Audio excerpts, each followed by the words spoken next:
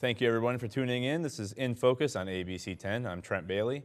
I'm pleased to present that I'm here with Scott Dianda, who is the representative for the 110th District. He's currently running as a candidate for the 38th Senate District as a Democrat. Scott, thanks for being here. Thanks for having us on today. Appreciate it. I appreciate you stopping by. So far, you've been campaigning around for quite some time now. What is the biggest thing, what's the biggest surprise that you've run into so far on the campaign trail? The biggest thing that I find is just when I'm on the doors and I find the energy out there that people want to see a different change in leadership in the state of Michigan government and just the way things have been ran. I think that a lot of people want to get back to the basics. They're worried about their education for their children. They're worried about their jobs. They want to see the cost of living go down in the state of Michigan. And that's the one thing that I truly believe in, is to be able to retain our people and grow our state, that we have to get back to the basics. It's all about the roofs and the tires. I mean, we got a lot of people out there that are struggling. They're working 2 to 3 jobs. They don't have the money to be able to get a new set of tires on the minivan to take the kids to school and go do their job. And they're looking at a $5,000 to $10,000 roof repair. And how are they going to get those dollars? More money has to be on the table for people that are working hard in the UP. And that's why I'm running for state of Senate. And those are all very big issues that are happening right now. And this area is a unfortunate time because it's one of the counties, Marquette County is one of the counties that has the biggest income and wage losses since the last time they've really done a study on this. And that comes with the mine closing here right down the road, and now the Ojibwe Corrections Facility is closing as well. It's also going to be a lot of income for people that are that's going to be missing. What is a step-by-step plan or policy that you want to implement that's going to help the growth here in this area? Well, the step-by-step plan that I have is the fact that we have to get back to our basics. And our basics is what built the state of Michigan from the UP and on down. We had the logging, we had a lot of that mineral exploration. We have our mining operations that are just not a part of our heritage, but it's part of our future. And when we start to discuss the new products in this future, it's going to be autonomous vehicles. And we got to look beyond research and development and finished product. We got to look at what we're going to take to run those vehicles. They're going to need a lot of copper. They're going to need iron ore. They're going to need zinc. They're going to need all of the things that we have abundancy here. And I think that we look at also our timber production, because a lot of the things for our future products to develop this area is going to be with the pulp, the wood pulp that we've always produced for paper. But that industry is changing. There's a lot of products that we can make out of the wood fiber, and I think that one of the things that I'm very interested to see is working with Michigan Tech in the Smart Zone to look at sterile medical grade packaging. We got to start looking at the car parts that we can make out of that wood fiber. We can make cloth out of those things. We got to start looking at what they're doing in Europe. The Finnish folks are doing a lot of great things in Finland. They're using their biofuel products, and I think that we got to start focusing on those things. And the state of Michigan in general has to be there to help and produce a lot of the skilled trades that we needed around our state. And I think that we got to start focusing on public education. And the money that we're spending in the state of Michigan is about $57 billion. And we got to start looking at all of the aspects that deal with the education to make sure every one of those dollars are in early childhood development, K through 12, and higher ed. We got to make sure that that money is not going for any type of a for-profit charter school. That has just siphoned a lot of money out of the state of Michigan. That's part of my plan. When we look at the correctional facility, that was something that was a budgetary decision. That's why I voted against the budget, and also my fellow rep here in Marquette County, Sarah Kimbenzi, because we knew that there was going to be harm to the UP. And that came with a budgetary decision of $19.5 million that closed the Ojibwe prison. So now we have about 203 people that are displaced that are going to have to be transferred to another work location. And in terms of the impact that can have, it's not just people's incomes, that's local governments that are missing out on taxes, and and such, and that's schools in that area that are going to start crumbling when the population goes and the income goes in those areas. And you mentioned education. So far, Michigan's not very high ranking in terms of education, especially if you look at like third grade reading levels. There was a big story that came out over the summer on that. But you have also voted several times, and you say that no tax increases at all, or like a tax, reform of some sort on that. What's a way that we can properly spend the money on the education for these things, and even beyond the K through 12 sort of things, like vocational schools and technical schools and stuff like that, without having to raise taxes while also still meeting other needs in the state? Well, I think we got to get, again, back to the basics, because our Constitution states that we have to fund three things: public education, our roads, and our prisons. That's where you start. I think that the formula has to be, with public education, K through 12, that we take a head count October 1st across the state of Michigan, and then we figure out what we're going to have for a dollar amount, and we do the math and we divide by that number. Because every kid in the UP should be just as valuable as a child down in Lower Michigan. And we got to come up with a better average. Because when we have the spread from 12,500 in Lower Michigan for some school districts, and in my school districts we're running that on about 7,900 per student, that's unacceptable. And I think that we have to come up with the way we're going to spend our dollars. And what I say about this is the fact that when you have all of that money that's being spent on for-profit charter schools, that is a lot of money that's going to be able to be put into our skilled trade program. We are paying the taxes in the state of Michigan, and I think that it's just not right for us to be having to spend money on other aspects of life in Michigan. We all love our Red Wing hockey, but I don't think that Mr. Ilitch needed $600 million for the Red Wing stadium. And we're definitely not getting discounts on the tickets there. We're not getting discounts on the tickets or the Right. pizza. We're Right. not getting any concessions out of that. Right. I think that that is the thing that people are very upset about. And when I see the fact that when we go on and start talking about a lot of these corporate welfare checks that we're handing out, that's the money that we're paying in taxes. And then on top of that, we have to pass special millages to be able to educate our kids through skilled training. I don't think that's right. I think the priority has to be with local control to figure out what we're going to do to produce the jobs. We start seeing and having the discussion with the possible reopening of the Empire Mine. We are going to have that skill level of trades back in our area. They're going to need a lot of people in the hundreds. We're going to have a lot of these people that are going to be trained, or they're going to poach a lot of the jobs from the current businesses. And then where are we at in the end? Well, I know that, speaking of the Empire Mine, the Cliffs just reached a deal with the United Steelworkers, and do you think that is a step back? Maybe they might need.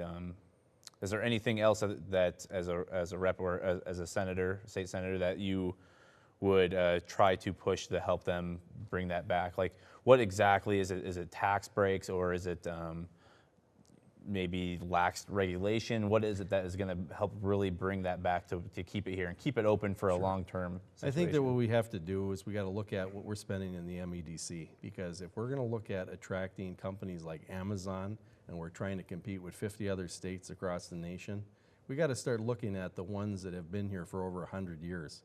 And I think when we start looking at the tax credits, I think that that's the way to attract them. We're fighting for that business from the state of Minnesota, and we want them to be here in Michigan. And I think that we have to have a very clear and decisive path of what we're going to do to help them retain them producing iron ore in the state of Michigan. And we want those people to be skilled trades folks that are going to have a very good living wage with benefits and a retirement system where they're going to be able to prosper and grow. And that's what's going to attract people to the state.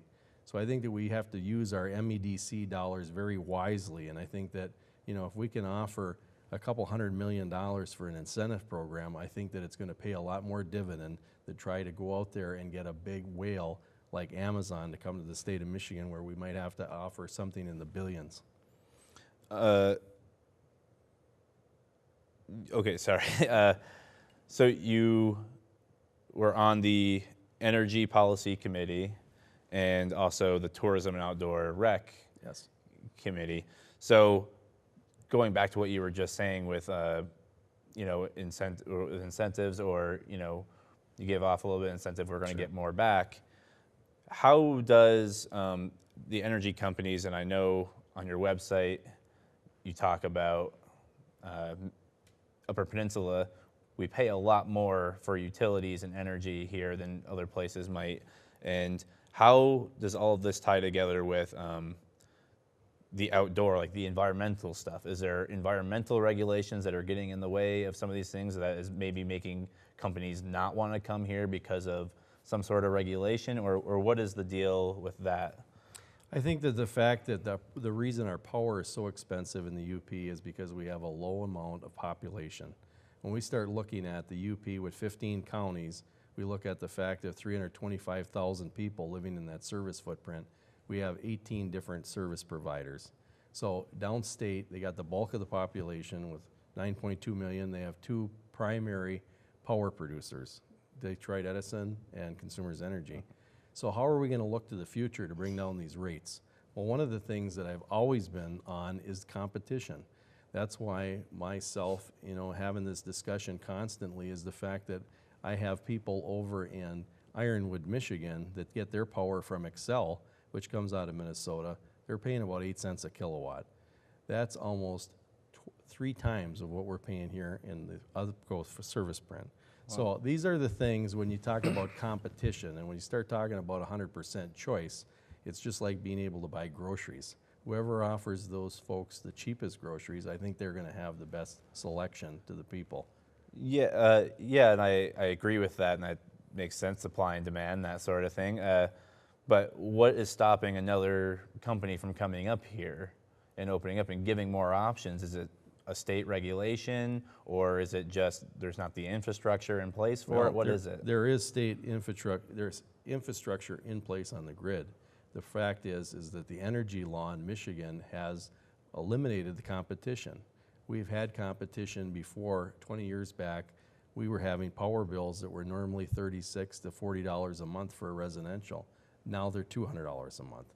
So I think that when you start looking at true choice, this is what's going to bring down our rates. And I think that we really got to start looking at it from an energy policy for the state of Michigan, that we embrace the new technology. We have other states that are out there that have 100% choice, and they have changed the marketplace where there's been a lot more wind production, there's a lot more solar production, and everybody gets a lot more thin. And I think that when we start looking at the fact that in Michigan, we have a lot of these service territories, we got 18 different service trucks running around in the UP.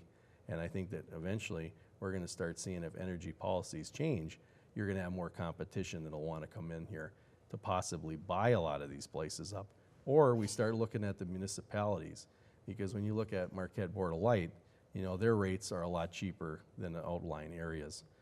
I have a bunch of them in my area for the footprint that I work in the 110th district, where we got a lot of municipal power, and they have the ability to have their own power in their own towns. And I'll tell you what, we start looking at where the growth is going to be, whether it's industrial mining or whether it's new residential.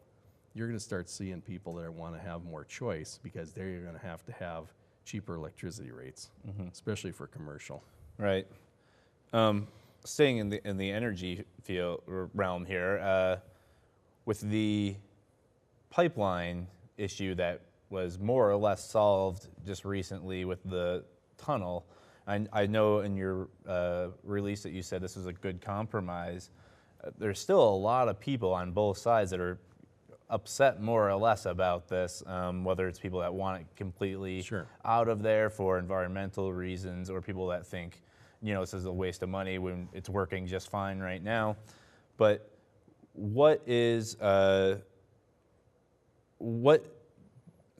how did you help out in this process of getting this? I know that you've been vocal on the issue before. Was there any steps that you were helping to take to get to this compromise? Well, for the last 5.5 years, I've directly talked to my residents of the 110th district and the 7 counties to the west of here. And, we're concerned about a lot of things. We are very concerned with the quality of water in the Great Lakes Basin. Number one, we want to make sure that we protect our environment. Nobody wants to make sure that we have any type of leakage or spills. But on the other aspect, the people that I represent have propane tanks in their backyard. I've seen it firsthand 4 years ago when we had a propane shortage, and people were paying anywhere from $4 a gallon up to $7 a gallon for propane. So we have to make sure that there's going to be something in the future that's going to be built, that's going to make sure there's safety. The number one is the safety of the Great Lakes. And number two is we have reliability, because we still are going to need propane. And to be able to look at that tunnel system to make sure that it's the best thing that has ever been built, to make sure it's the safest, we got to have that corridor to be able to bring the propane back up to the UP from Sarnia. And then we got to start looking at the energy. And what I said before is that more competition would be better. And if we could run more power from Lower Michigan at a better rate, I'm all for it. And that conduit under the lake, we got to start thinking about the future and how are we going to bring more broadband up here to the rural areas, because that's the thing that's going to propel us into the future. Everybody wants to come back here and live, or the ones that have never been here visit us and they want to be here. We got good quality of life. We got some of the best natural resources around to enjoy, and housing is very inexpensive. And we got some great schools. It's just a great place to live, grow, and work. And I think that being able to have that broadband across all of our 15 counties in the UP is what's going to grow us. And we got to start looking at those. Those are the great things. And I do know that when they announced about the tunnel, that was a big selling point. Is it's not just going to be the pipeline. We can bring more things through here. What is the timeline, I guess, for like, has there been a plan sort of in place to bring broadband up here or bring more energy sources from the Lower Peninsula up here through using that tunnel? Or is it kind of because that tunnel's new-ish, that there hasn't been a plan in place yet? Well, I think there is a plan in place. I think that we're working with, the universities like Michigan Tech that are doing a lot of the studies on this with the current pipeline. They're starting to look at all of this is going to have to be taken into account. How deep is it going to be? How big is it going to be? And how are we going to be able to take a lot of the old systems out and put them into a new system? And I think that that's the biggest discussion that I see, is that everything is still on the table, but we know we have to do something. And the one thing that I do know very clearly is the fact that we cannot just go and shut the valve off and then pray for a warm winter up here. Right. We're going to have to make sure that we have propane that's going to come to the UP to run the businesses and make sure people have heat. And that's my concern, is my residents. A question I had on this is, why don't they have something connected to the bottom of the bridge that just goes right underneath where you drive? Why was that not ever, or maybe that was discussed, I don't know. I think that was discussed a lot. I think that, when we start looking at how they engineered that bridge back 65 years ago, I think that they designed that bridge for traffic. I don't think that they designed that bridge to have a suspension bridge that would have carried more weight under the bottom of it. And, maybe possibly that's why, as an example, we got to make sure that if that tunnel is going to be in place and safe, that it's going to have to be something that's going to carry not just the current technology that we have, but the future technology. So I think that the bridge is a great example of what do we have to look out long term in the next 100 years. Right, and I think, and there are times when, especially in today's political climate, it's always both sides pointing at each other. I think this was a good middle ground, and I know that there were some people that are probably not happy and some people that are very happy, but this seems like a good compromise that, because like you said, we can't just cut off the energy that's coming up here, or what we're getting through the pipeline, and that's something that's very vital and needed, but at the same time, if we do it in a safe way to get it over here, it should help calm the environmentalist needs on that. Yeah, it's definitely important. I mean, our water quality and our way of life has to be protected no matter what the cost is. So I was very glad to see that, the cost is not going to be an option, and we just do not want to take the low bid. I mean, we want to make sure that this is done to the highest specifications that we have seen anything being built.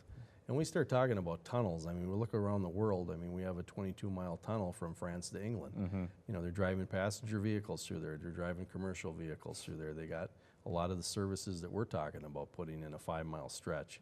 So, I mean, it can be done, and it can be done safe, and that's exactly what we want done.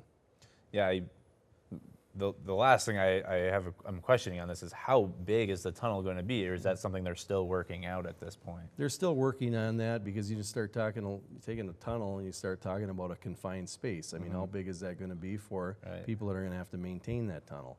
I mean, what are they going to do and use in the future? How big of an area are we going to need for if we put some other cables or something else through that? And is there any worry that while they're constructing that, it's going to move at all the ground and maybe mess with the line 5 that's under the water right now? Or is there a certain distance away that they have to work on the construction of this? I can't speak for the manufacturing of that tunnel, but I'm sure that they're going to want to make sure through all of our state agencies that everything is done to the letter of the law and making sure that engineering-wise and structurally, there's never going to be any loss of integrity on what we have currently under there. Awesome. A different question now, in a different direction. So you've been a 3-term representative for the 110th. You've always worn the giant Yes. Upper Peninsula pin proudly. Yes. And now you're going for the Senate district, the 38th Senate district.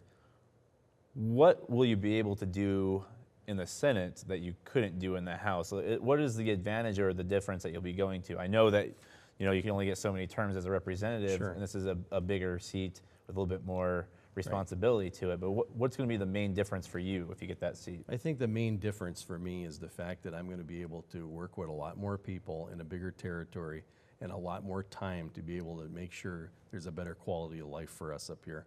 And to be able to have that extra time to be able to look and work with a new governor that's going to come in to make sure that we address every one of the issues that's important to us in the UP. Because I think that one thing that always gets lost with people that are running for office is the fact that we have to direct focus on everybody's needs, especially in the UP. There's only 4 people that represent the UP, 1 senator, 3 representatives currently, and we got to make sure that we are heard loud and clear. And that's why I'm always very proud to wear my UP pin to give them the perspective that we have up here. Yeah, and is there anything, what's like on the campaign trail so far? You're going, like we said, you're going from the 110th district to a much bigger area. How's that affecting what you're campaigning and what you're being able to do? Well, I tell you what, I've been really fortunate to be able to, such a privilege to represent the 7 counties and driving from the furthest west part of the district all the way through the rest of the counties for the last 5.5 years. And I got a chance to really build a lot of relations with people that see the fact that we are in the most remote area of the 110th district. We have the most challenges because we're so rural. And I think that what really gives me a good advantage to understand what people are dealing with the schools, with the businesses, with the residents, of what they're facing with energy costs, with the cost of living in Michigan. So I really think that we have a great advantage to be able to be tied into the fact of the basics. I go back to the basics because that's what people want. They want to have somebody that's going to listen to their needs and make sure those changes are coming. And I did see on your website, you said you've driven how many miles back and forth from Lansing and never missed a day? That's right. I've been traveling back and forth for the last 5.5 years. Yeah. Back and forth to Lansing, and in district, I traveled over 600,000 miles. Jeez. Very proud to say I've done Yeah. that, and I haven't missed one day of work. Yeah, that's a lot, and I guess that helps prepare when you're campaigning around. That's You're right. always going, so that helps. Something a little bit more on the 110th district, you had the Father's Day flood. Correct. And the flooding that happened, and just recently this past week, they said, or the state of Michigan announced that they're going to cover the entire 25% of the matching funds for the FEMA thing. Is there maybe and especially after the responses and quite honestly the slow responses and changes that have happened around the Flint water crisis, is there something that the state of Michigan should be doing better in terms of emergency preparedness and helping out our communities a little bit better? And if so, why is this sort of thing not happening before? Because we've had oil spills down by Kalamazoo. We've had certain big things that are big projects. And it always seems like when these things happen, we aren't really ready to tackle them. Well, I think one of the things that really woke up a lot of people across the state of Michigan that we dealt with the Father's Day flood was the fact that the revenue sharing over the last 30 years has been in such a decline. You know, from 1991 on, we've lost about $6 billion worth of revenue sharing. And when you start looking at that money divided up by 83 counties and all of our cities and our villages and our township level stuff, you're looking at a lot of money that could have been used for preparing for things, emergency response, and then the most basic things. And when you look at the Father's Day flood in Houghton County, you're talking about an area that was developed by the mines. The mines had a lot of responsibility back when they were operating to clean the ditches, to be able to maintain the railroad right-of-ways. Those things haven't been done in 40 to 50 years since that era has closed, and a lot of communities face the same thing. And because of the revenue sharing not being there, we're not able to pay a lot of the volunteer firemen like we used to do in the 70s, where they'd come out, spend a couple of weeks in the summertime, and they'd go around and clean up these ditches. So I think that's the biggest thing that we see with not being prepared, because we just don't have the local dollars. And I think that that's one of the reasons why people are really wanting a change in state government. They want to make sure that the buck comes back to the locals first, because the state of Michigan budget, I say it again, $57 billion, and we're doing a lot of carve-outs. We're doing about $1.6 billion in corporate welfare. That money needs to come back to the local units of government. That is the biggest thing that we hear no matter where I go, whether it's a water system that needs to be changed, whether it's sidewalks that needs repair, everything, the roads, everything in our local communities.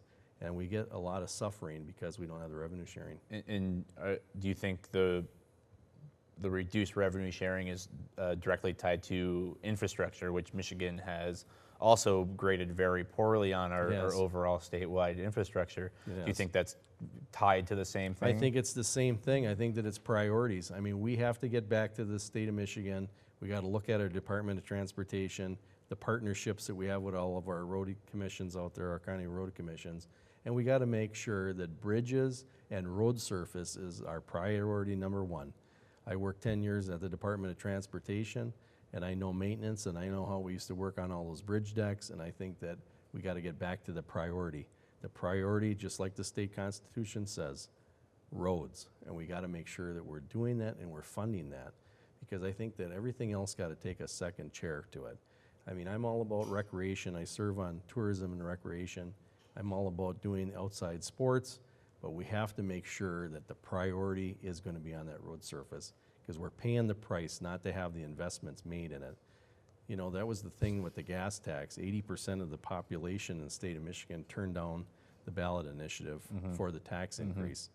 I was very against that tax increase because I knew that it was going to raise about $600 million, and $250 million was going to debt that we've been carrying for the last 20 years. Right. And when you start talking over $1 million a mile, you do the math with 83 counties, we were not getting the bang for the buck. We're spending about $5.5 billion currently. Right. So, you know, when you think about thinking about maybe another $300 million, you're not going to get much unless we're spending the first pot of money the best. Yeah. And do you think?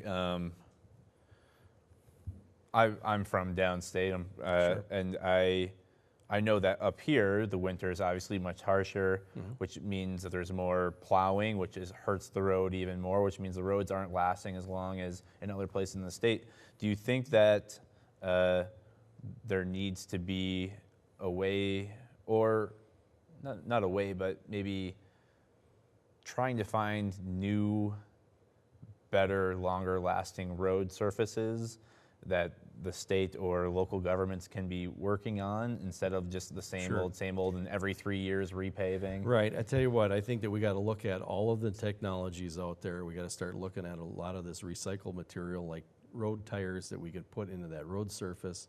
I think one of the biggest things that we have to address statewide is the fact of the salt usage. I think that the salt usage on the county roads, along with our state trunk lines, is really eating up a lot of our road surfaces and our bridges.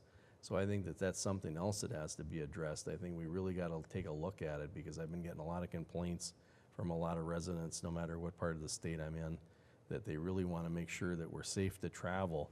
But a lot of people that work on the road surface see that, you know, it does deteriorate a lot of the concrete and the asphalt. And especially when you have it on there, you know, you get a lot of thaw, freeze, it opens up a lot of the cracks and you're getting water in that. And in particularly harsh winters, there's just no Sure. way of avoiding using it either. Yes, that's correct. So is there anything that you know of that can work better than just using the regular rock Well, salt?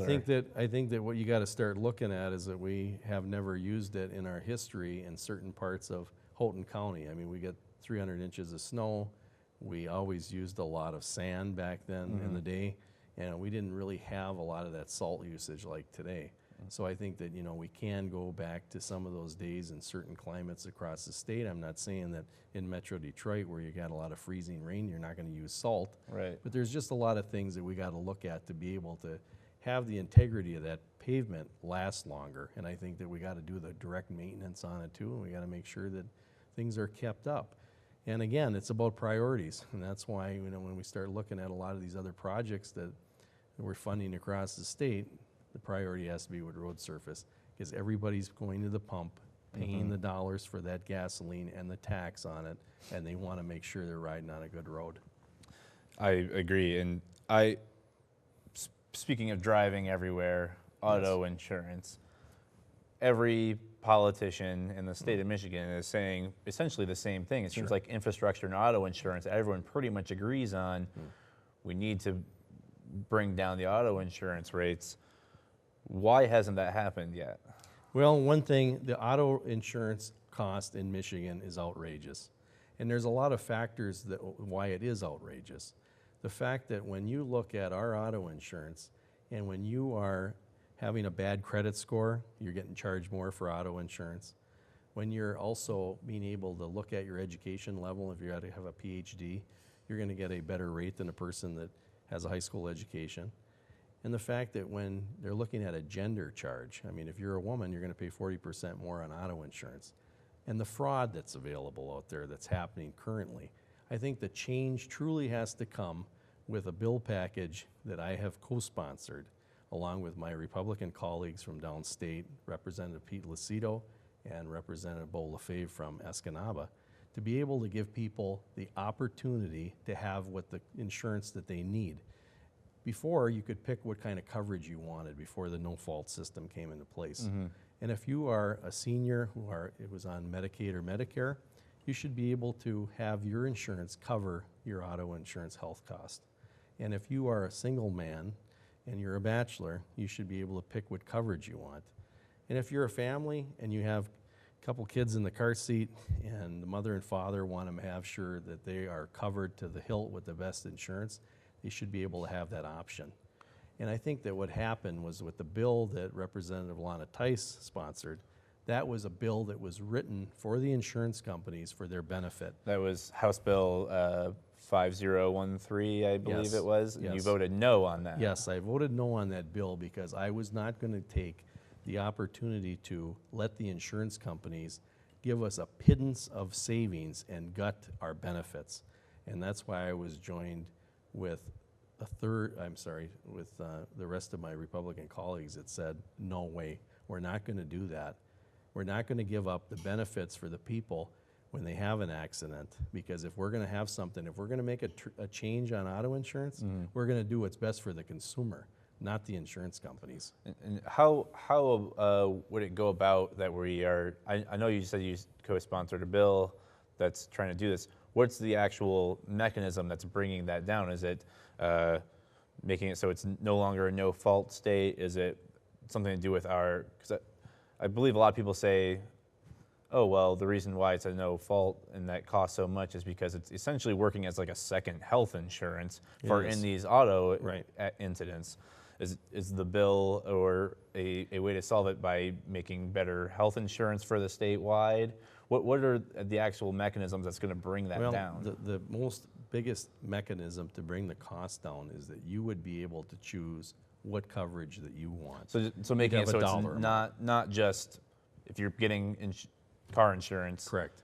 It's going to be this thing, and you paying for all of that, even if you don't get into a wreck. Right. Those sort of things. You would be able to pick the level that you want, and if you wanted to have a level of $250,000 worth of coverage or $500,000, that's where the savings would come from, what you would charge. if you wanted the unlimited, because we're currently paying $192 per vehicle currently to have unlimited cost of insurance, to have anything from the time you got in that accident to the time they passed away. And I think that a lot of folks just do not understand the fact that, you know, we have $22.5 billion in that fund for the catastrophic fund. That insurance money has been sitting there since it's originated. That money is our money also. And a lot of my colleagues also felt very strongly the fact that if we were going to change the auto insurance, that we all deserve some of that money to be returned to us. If the money was not going to be used for people's long-term care, we all paid into that fund. And I think that was something that was also a big deal breaker. The fact that when you look at what the amount of money that we have sitting in that fund, and when we look at the cost, and it's not controlled by the state of Michigan, when that fund was originally put together, it was put together that the 5 insurance companies in Michigan controlled the fund. And that was probably one of the biggest mistakes that should have been changed, because it should have been in the hands of the Treasury. Right. And we would have had true legislative Someone accountable control. to the people. That's Right. correct. And I think that's the biggest thing that I see is we all want it changed. We all want to make sure that we have the value, and we want to make sure we pay something that's reasonable to all of us, and that we really need to have the options.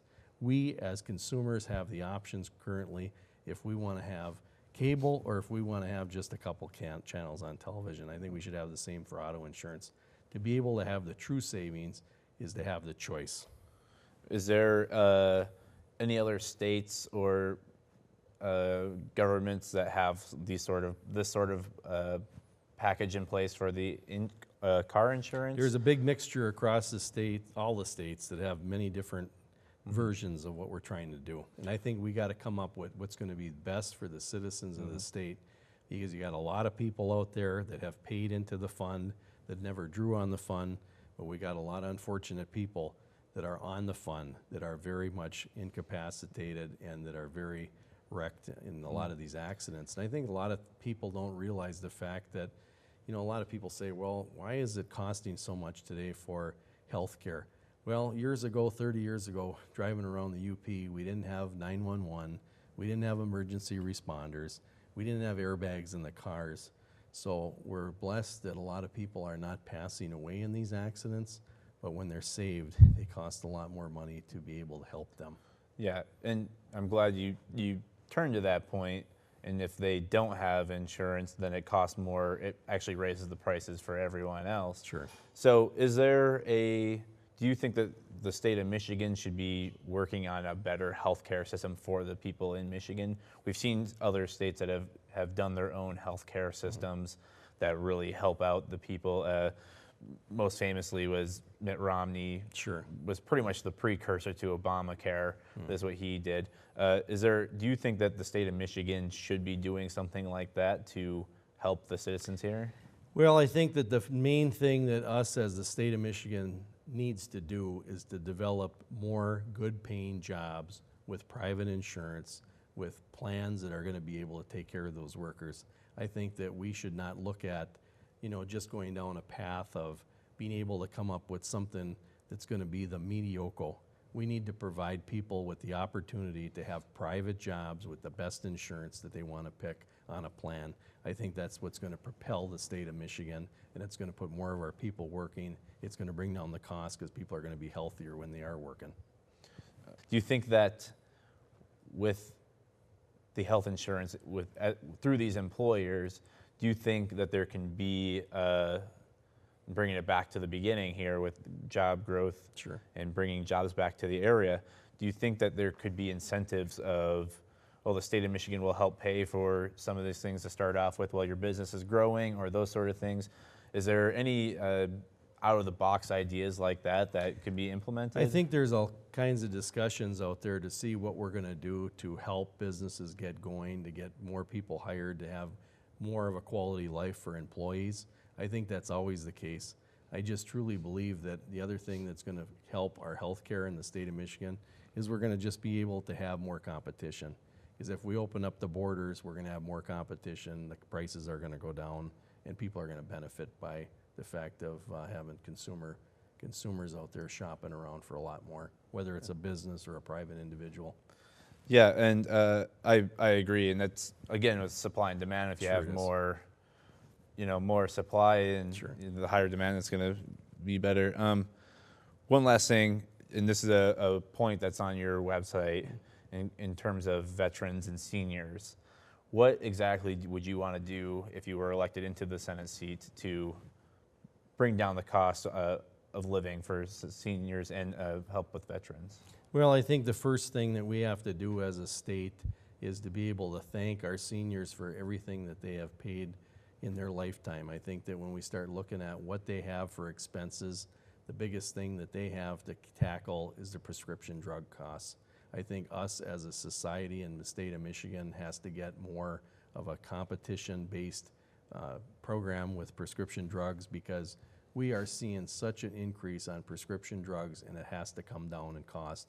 We have so many seniors that living in my area that are just, it's either what do we pay first? Do we go and pay for the prescription drugs, or are we going to pay for our heat? And I think that's the biggest thing. And definitely for us on the state level, working with our federal partners, we have to get to the point in this country that we prohibit the advertisement of those prescription drugs on television. We're spending billions of dollars for those things that are in other countries are prohibited from advertising. And I think that's the one thing that we're going to have to do, is partner up with our federal people to prohibit that advertisement, because I think that that's another aspect that it's just, there's so much of that money that's getting paid by our seniors that they can't afford. The other thing for the seniors that would definitely help people in my district to make sure that they had a heating credit. I think that we should look at the heating credit and making sure that those folks who are lower income, that are retired, have a heating credit that means something to them, not just throwing them the crumb. I think that we really got to look at on what we're doing as a state to be able to provide some assistance to these folks. And our veterans, our veterans are the only reason that we're free in this country. My father's a 100% disabled Vietnam vet. He has the ability now to be in his home because they have a system in place, if you're 100% disabled, that they get a tax credit for their homestead exemption. I think that that was something that was done that was wonderful. The only thing that we have to change now with the piece of legislation that went through to help our veterans is to be able to make sure that the general fund dollars comes back to the local community, because it's been about $100 and some million now across the state of Michigan that the locals missed out on the revenue sharing of that cost. And I think that, as far as for us and the veterans, we have to be more community orientated to be able to do it on the local level. That's where the revenue sharing comes in, to have more programs local for our veterans. All right. Well, I want to wrap it up right now. Sure. I thank you for coming on. I appreciate the interview today. And I want to tell everyone that you can watch the full interview at abc10up.com/infocus. And thank you for coming in. Thank you. We're glad to come in. Appreciate it very much. Thank you. That's pretty much it. That's a wrap. Yeah. Thank you very much.